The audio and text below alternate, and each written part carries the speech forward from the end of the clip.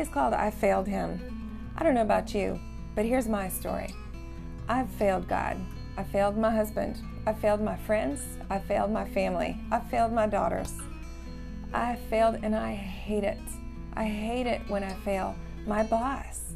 I feel sorrow and remorse, and I struggle sometimes with feelings of shame and really have to get closure about that. Same with my husband. So for me, in my life, failure is not an if statement. It's a when statement. So given that reality, why am I not balled up and rocking in a corner sucking my thumb? Well, here's why. Failure is part of a productive life, part of taking risks, part of being human. So at some point, we've got to figure out some things about failure. I think I've realized failure has a friendly side, a side of growth and humility. So a few questions for us today. How do we fail well? What can we learn from failure? And how does Jesus respond to us when we fail?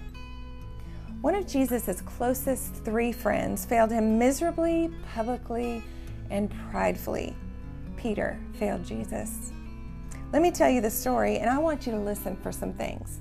First, do you have the same tendencies as Peter? And here are the top 3 that I see. To feel strongly and passionately, to be devastated when we fail, and to want Jesus to get away because we see that he sees that we're sinful. Peter, one of Jesus' first disciples and best friends, knew what it was like to know him, to fail him, and to be restored by him. I want to apply the story of Peter's life to us today. How does Jesus respond when we fail him? Well, Peter's getting to know Jesus when Luke records an interaction between them. Jesus had just been teaching using Peter's boat as a pulpit. Peter is an experienced fisherman, part of the industry of his area, and he had fished the previous night without a single catch. Peter tells this to Jesus, and you can almost hear the fatigue in his voice. Master, we've worked hard all night, and we haven't caught a thing. But because you say so, we'll throw out the nets, and we'll go back out there again. The resulting enormous haul of fish strains the nets past capacity, and Peter falls to his knees at Jesus' feet, saying, "Go away from me, Lord, I'm a sinful man." The Message translation says, I can't handle this holiness. Leave me to myself."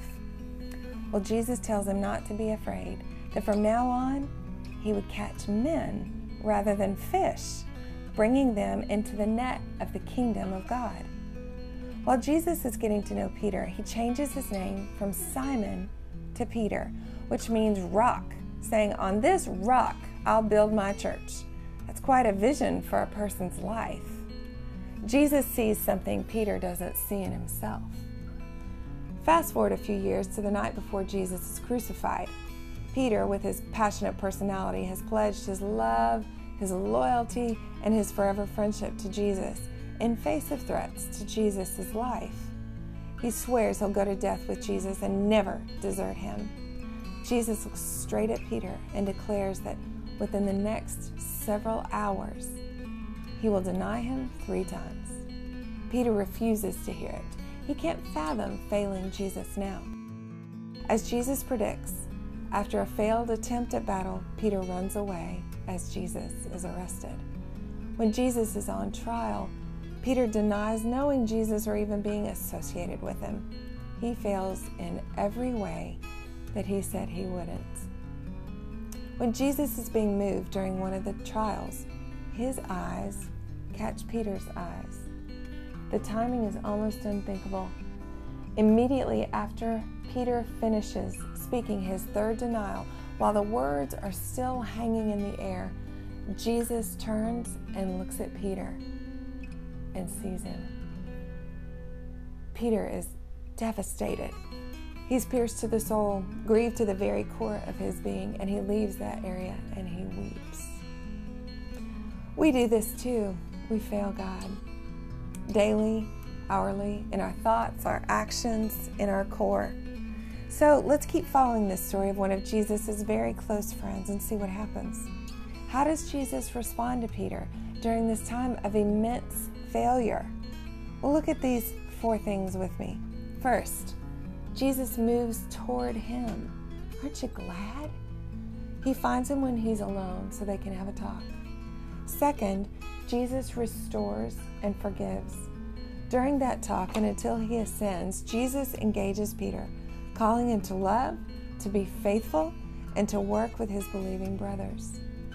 The third thing, Jesus takes him seriously. Jesus has a deep conversation with Peter, going straight to his heart. That is in the Bible study for this week if you want to hear more about it. And lastly, Jesus has vision for who Peter is to become. I learned from Peter's life that failure can immobilize, intimidate, isolate, and interfere in every way with God's intentions for our lives if we just sit in our failure, looking at ourselves and despising ourselves and our weakness. But if we lift our eyes and see the loving eyes of Jesus, hear the grace in his voice, see the vision for our lives in his strong face, then we can move on. If we can let failure be our teacher, we will be wiser. We will be more humble. We will be more courageous with our destiny, more determined to fulfill what God has called us to do. In fact, our greatest failures can become our greatest areas of ministry. That's exactly what qualifies me for my job, my failures. Maybe that's your story too. So, fail well, friends. And remember, your failures don't define you. God does. For more on this topic, go to our website, 7-men.tumblr.com, and there you'll find a list of discussion questions for today, and you'll also find a Bible study on this topic. But don't forget, come next week too, where we're going to be talking about prayer. What is prayer? And we're going to look at a woman named Hannah. You have got to hear Hannah pray. I'll see you next week. Thanks.